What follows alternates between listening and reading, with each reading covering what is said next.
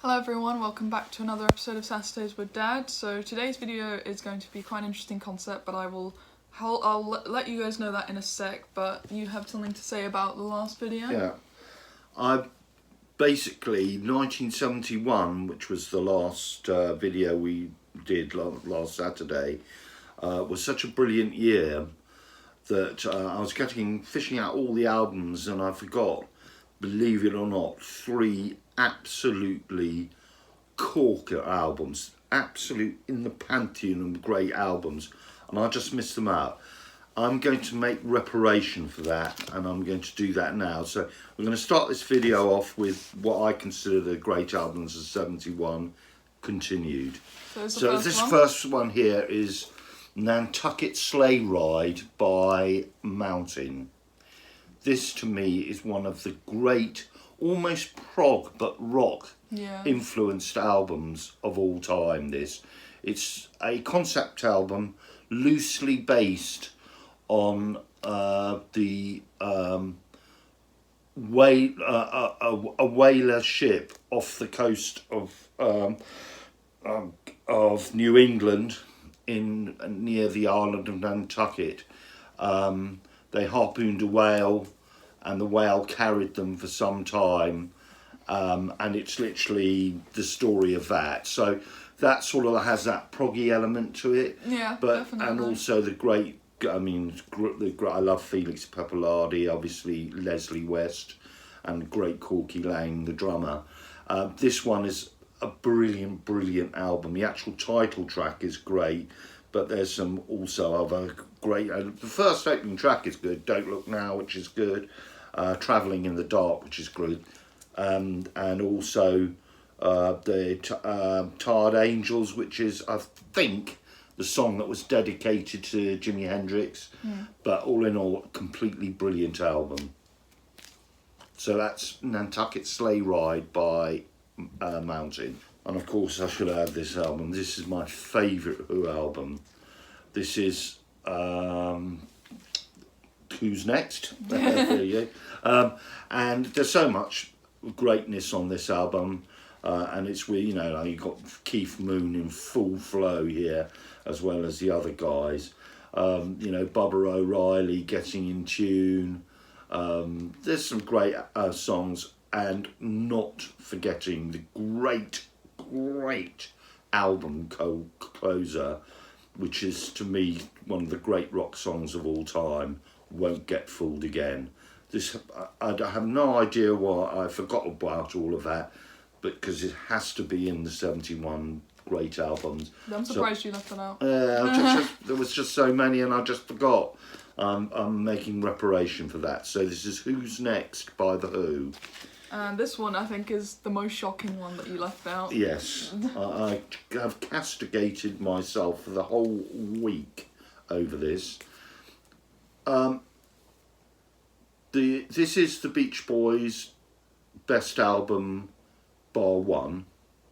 And this is, not fairly late Beach Boys. And this is the album Surf's Up.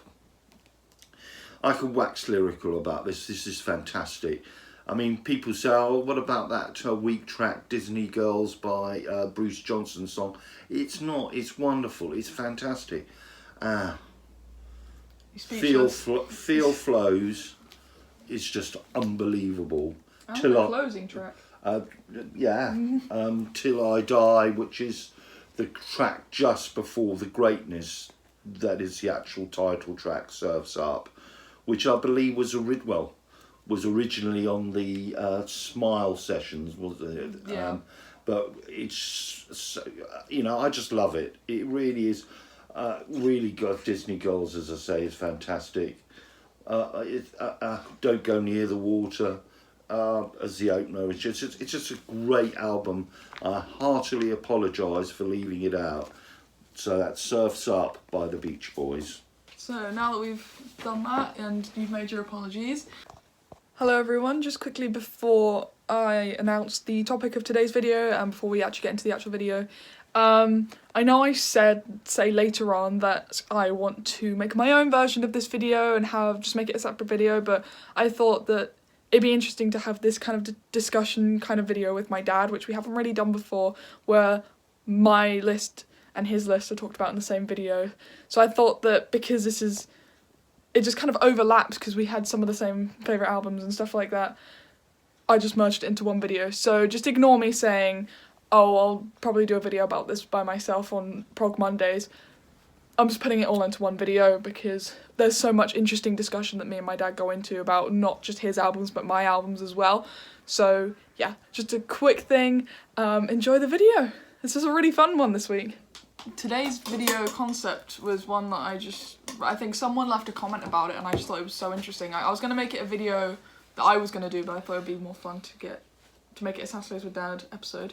So this is 5 albums that you would take to an island. So you're stranded on an island and you can only take 5 albums with you, and these are your picks for that. So maybe I'll do a video about it, but yeah, I thought that this would be an interesting Saturdays with Dad topic. Yes. So how hard was this for you? I think I came up with one album instantly, which we'll get to, but for me to isolate condense it down to 5 albums was near on impossible. It took me the whole week, and I was thinking this, and I thought, well, what about that, and this, that, the other. I mean, you know, the great marvellousness that is Mirage by Klaus Schulze. Is that Bubbling Under? Oh, Bubbling Under massively.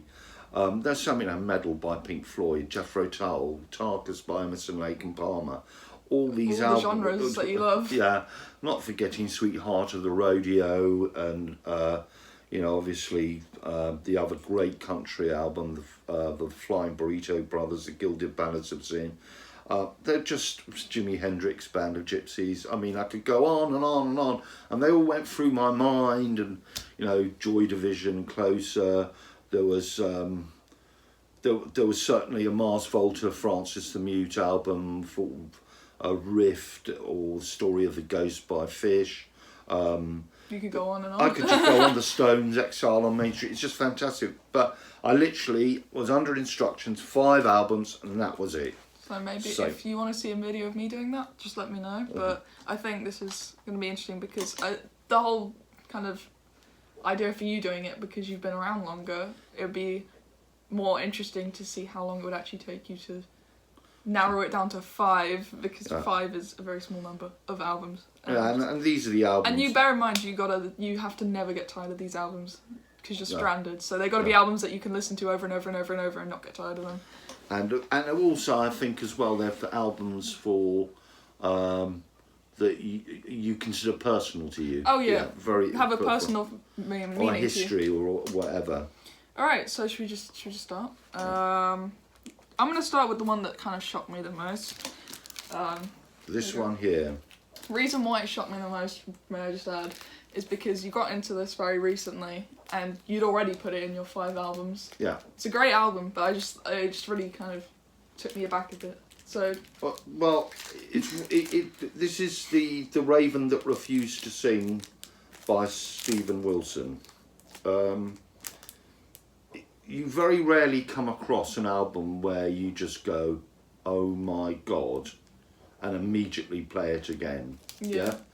And this, as Niamh so correctly said, came late to me, and this is the most magnificent album.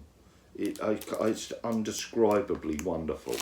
It's prog rock at its finest. It's melodic, it's beautiful, it's just everything.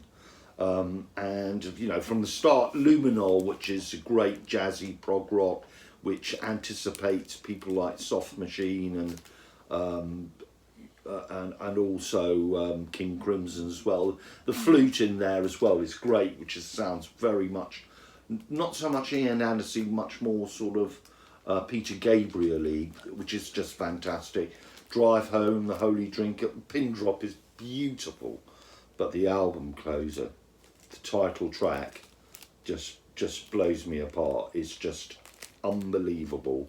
It is music at its absolute finest, and I just thought, well, if I was sitting on desert island listening to that song, I could listen to it for eternity. Yeah. And this is such a brilliant album.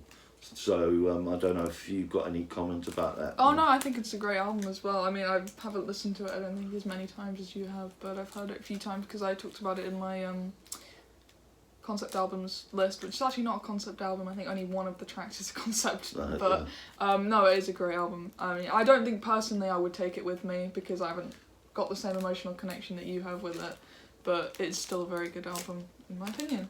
Yeah. This one is one that I would probably take with me as well. So, we were talking about albums that affected you had a personal thing with it. Sorry to bore you again, guys. Can I take you back to 1972 in September? Wimbledon Town Hall. They played this, and me, my brother, and my friends were all there. We were in the same group together, and we were just taken aback by it.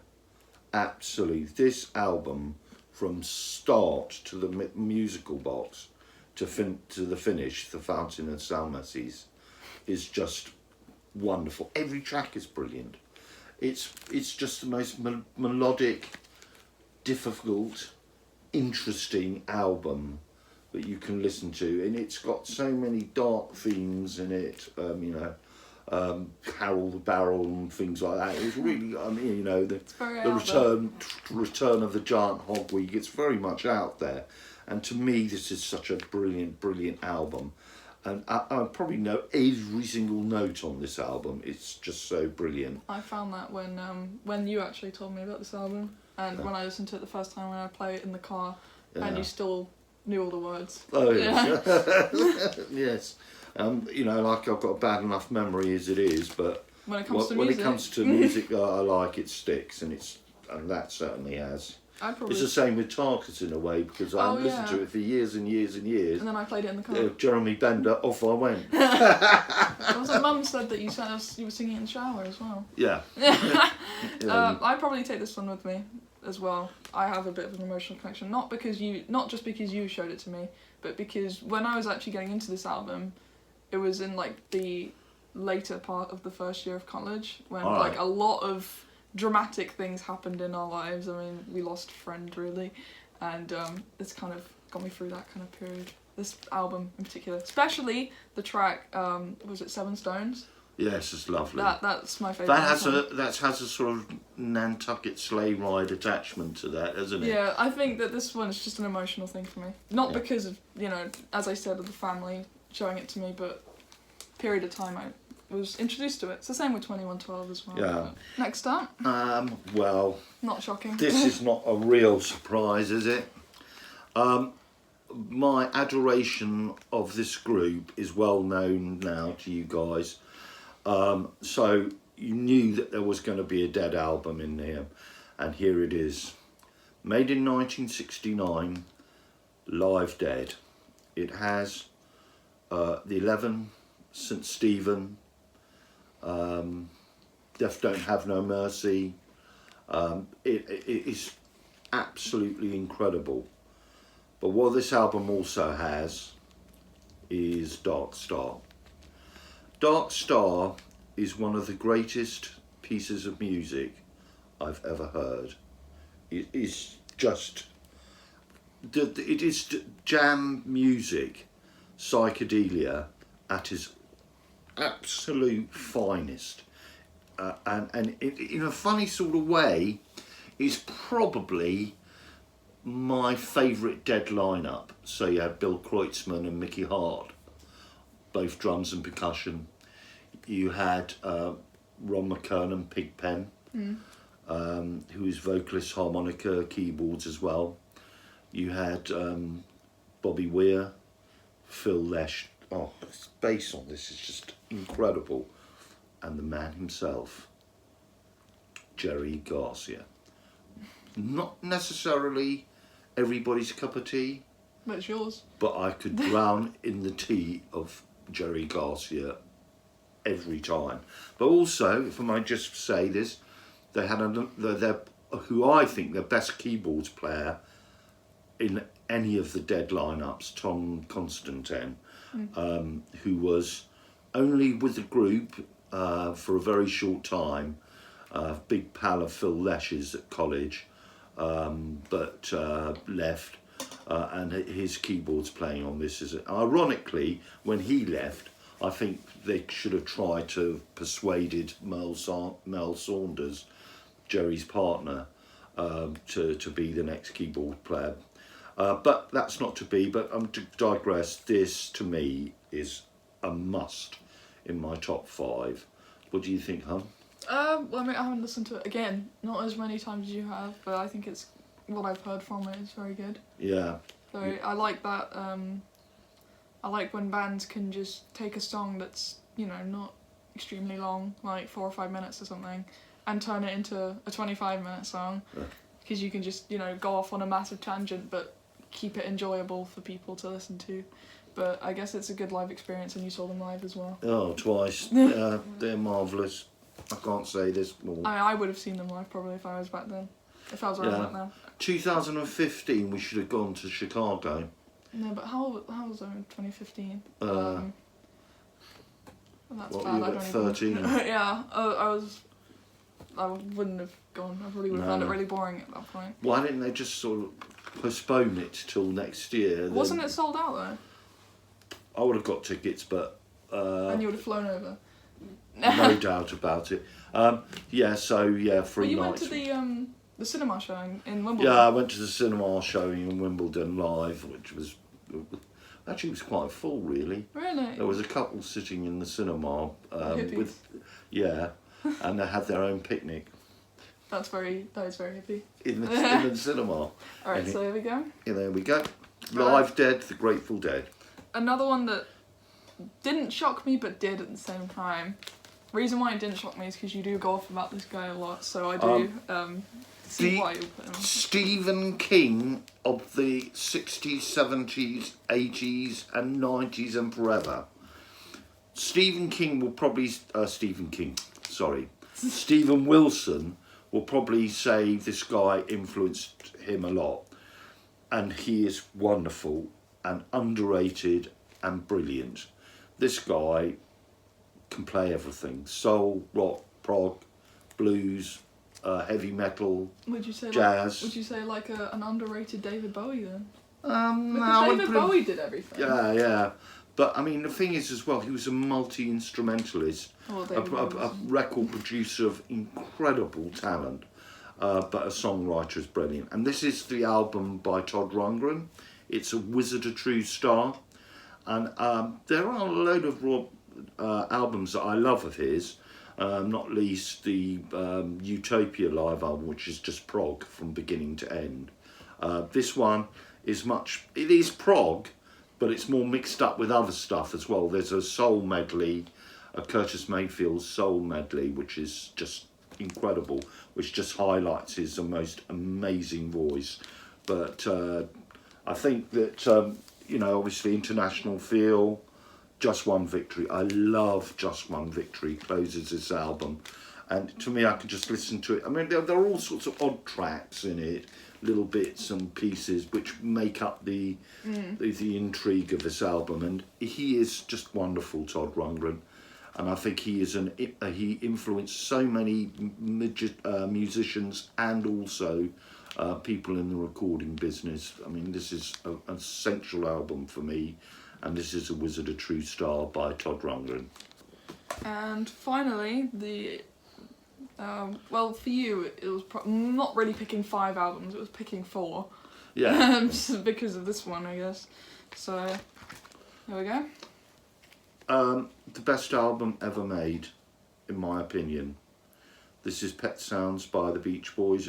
And it should need no introduction whatsoever. Ironically, not from your favourite band.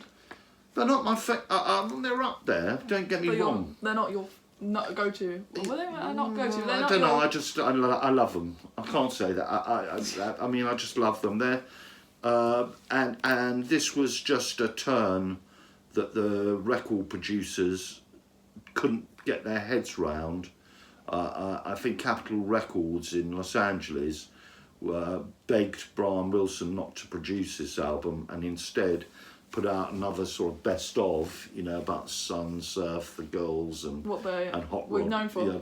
What they were known for. Particularly, I believe Mike Love was heard to say when he heard the demo tapes, "What the is that?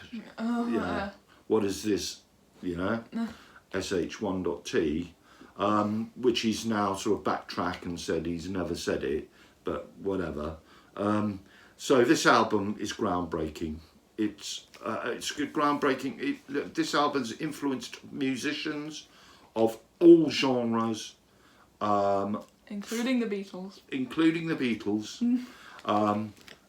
And even in modern times now, musicians quote or use Pet Sounds as a benchmark. And I think if you ask any musician out there and they have an album reviewed, and in the review the album says, you know what, this sounds a bit like Pet Sounds, as far as they're concerned, that's a good thing. That's a good thing. It's job done. I'm not going to go through all the tracks because you probably all know all the tracks. But there is one track which was my wedding track, which is God Only Knows. It's 2.5 million, it's 2.5 minutes of celestial beauty. And you could listen to that forever. Forever. And also the album finisher, Caroline No. But I mean, I digress. This is all so good. What do you think, Niamh? Yeah, I think it was one of those albums that I think that the first time I heard it all the way through, because when I was growing up I heard it in bits, but when I actually got into the music that I'm into now, like more into classic albums, which was when I was probably in like year 11 or year 10, I was doing my GCSEs and I actually listened to the whole of this because, you rated it so highly, and obviously I knew about it, but didn't know the, intricacies of it. And I listened to it and I just felt at ease, It's one of those ones that I'd put on if I don't feel like I've had a good day or something like that. It's one that you kind of put on when you're not having a great day, and it just kind of lifts you up a bit. Yeah. But yeah, it's like weirdly proggy at points as well. If you think about some of the instruments and the actual like musicianship. Yeah, all the dogs barking and the milk bottles cracking. But it is a very good album. Definitely in my like top albums of all time. Yeah, but it's thanks just one. To you. Oh, my pleasure. And I want to shout out about the musicians on this album. Obviously, you got the Beach Boys, but the session musicians were just incredible. I mean, Carol Kay, a formidable bassist, was the groundbreaking female musician and bassist. So many people are influenced by Carol Kay.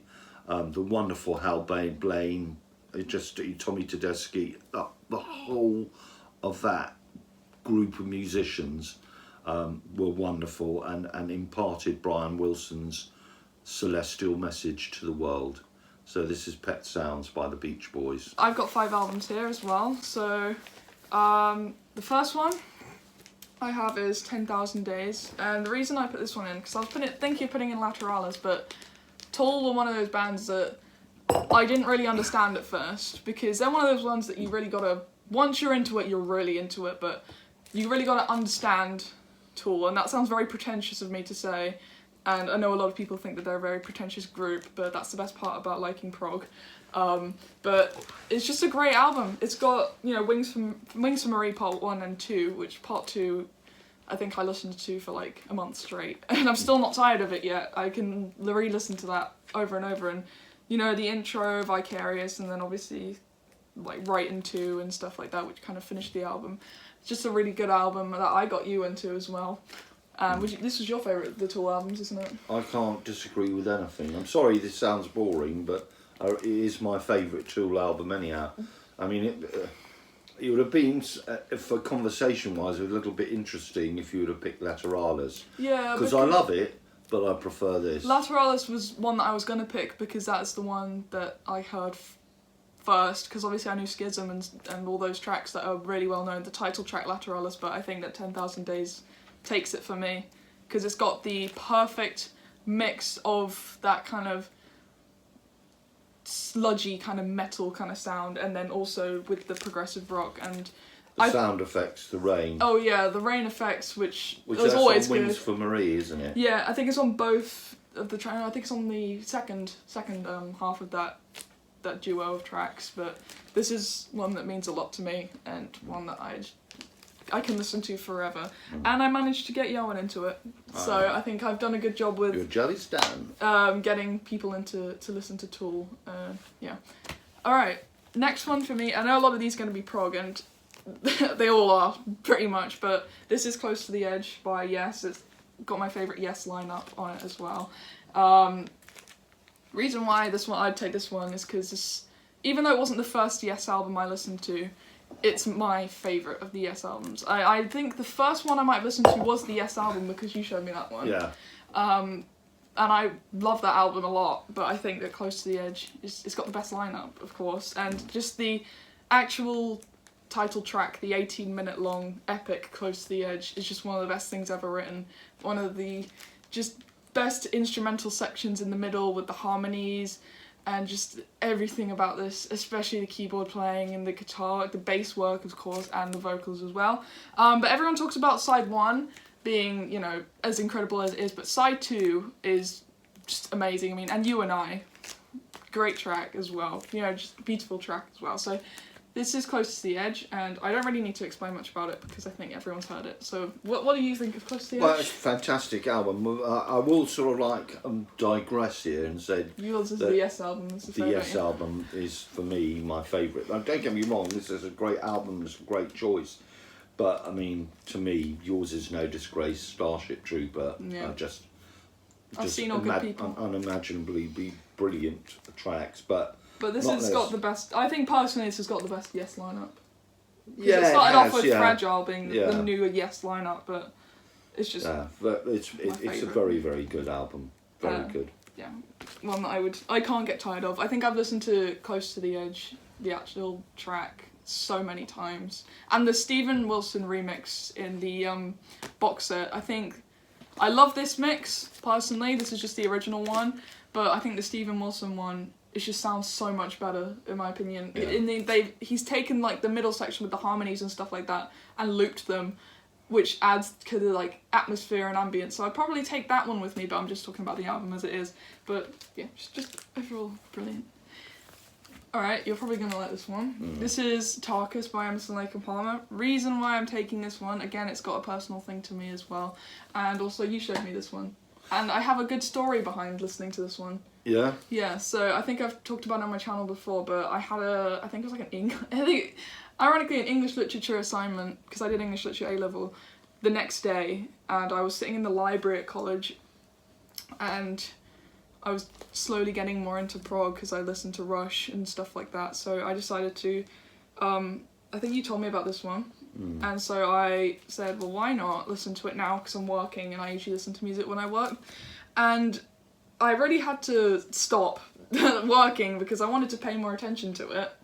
So I actually just stopped working and took a walk around the college listening to the album. I listened to it twice that day because when I got to the end I was so upset that it had ended, so I re-listened to the whole thing again with the 20-minute track, and it's just a great album done by 3 really great musicians, and I think the title track is very good, but my favourite is the Only Way with the organ intro. I'm a sucker for the kind of churchy organ sound, and it's just great. I mean, I think everyone knows your opinion on this, but I have to say that I'm very happy because in effect I've had 6 albums to your 4 because this album is such a brilliant album.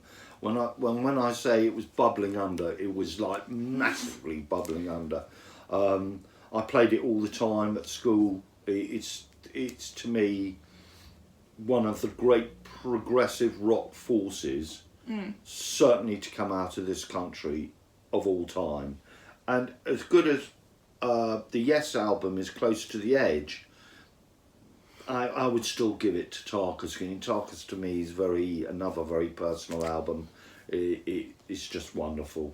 I can't really... I mean, I was thinking of this one, but I was also thinking of Trilogy as well, because that's probably my second favourite underneath this one because I've been listening to it so much.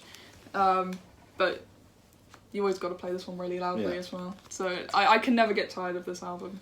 It's just so good. Next, I have Red by King Crimson, again, for my favourite King Crimson lineup.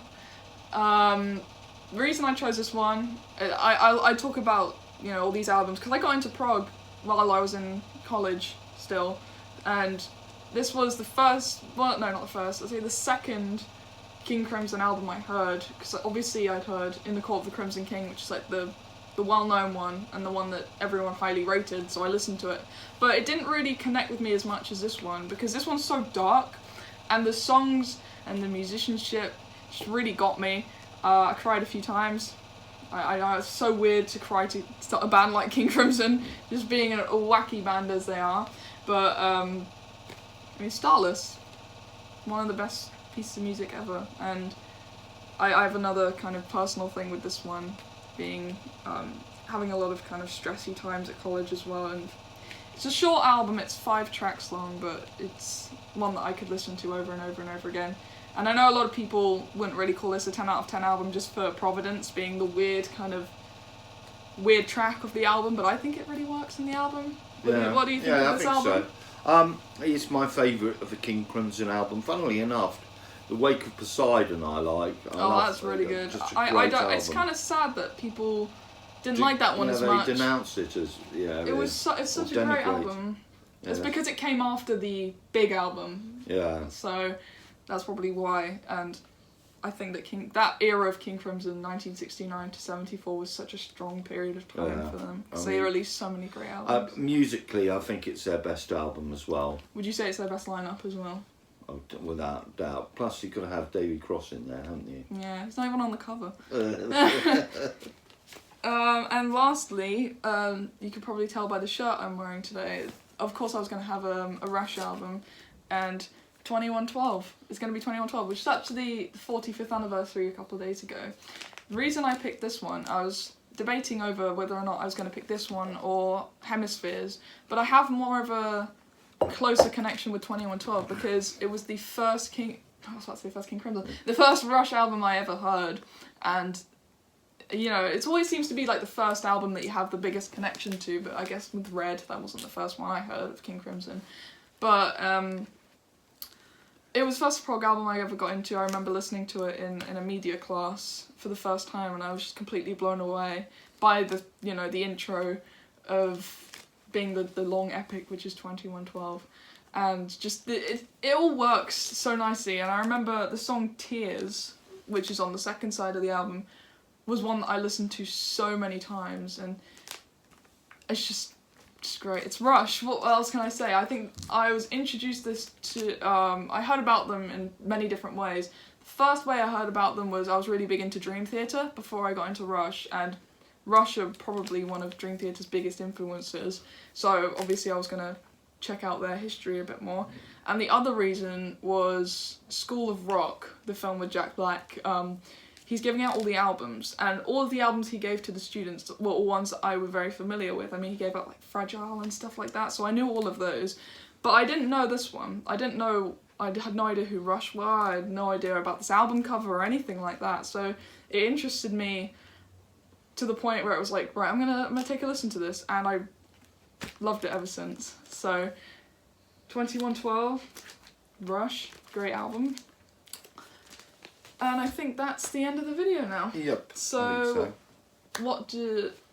as you said, you had a lot of that were just kind of bubbling under, so...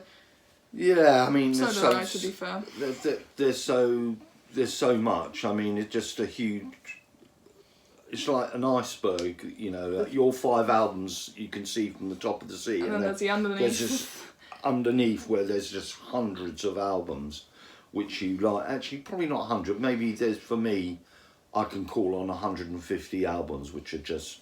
Yeah, definitely. Absolutely. I mean, maybe we'll do a 100 albums list, and like kind of split it into multiple videos. Yeah, I mean, you know, even the sort of... I was just thinking as well, maybe even the sort of folky stuff... like Simon & Garfunkel, Judy Sill, as well, you know, Richard and Linda Thompson. That's all great stuff, and also Southern rock. Oh, I know a lot of you want to hear more about that from you. Your favourite Southern rock picks, or maybe your favourite. I don't know, because I was thinking. Have you got a day? I was thinking maybe because a lot of people are clearly Grateful Dead fans who are watching my videos who have seen that you are also a big fan of theirs. Maybe you could do a video about your favourite albums of theirs. Yeah, I can do that. That would be sure. good. I mean, for me, going back to the whole 5 albums thing, the ones that were like kind of Bubbling simmering under were Power Slave by Iron Maiden. They were my kind of first big favourite band of all time. There was some Jethro Tull stuff that could have gone in here. Yeah, metal by Pink Floyd. A lot of Pink Floyd stuff, the Beatles, Queen, you know, all of it. I think I was close to putting A Night at the Opera in there because that was the first Queen album I heard and Mum showed it to me. So that would have like a personal thing for me as well. But definitely with the, you know, I think the Beatles were like, the Abbey Road was one of the first kind of yeah, for me, groundbreaking albums that I really got into. The Beatles album I liked the most was the White Album. Yeah, that was a good album. Fantastic. So, yeah, Monday's video, I'm going to be talking about my favourite albums of 1974. So, prog albums of 1974. So, you can look forward to that. Of course, Red's probably going to be in there. Shock horror. But, yeah, I hope you guys enjoyed today's video. I think today's was probably a long one because I was talking a lot in this one and so were you, so... Yeah. Yeah. Anyway. See you all, or you'll see Dad next Saturday with another episode of Saturdays with Dad. And till then, see you later. See you later. Have a good week. Bye. See you next Saturday.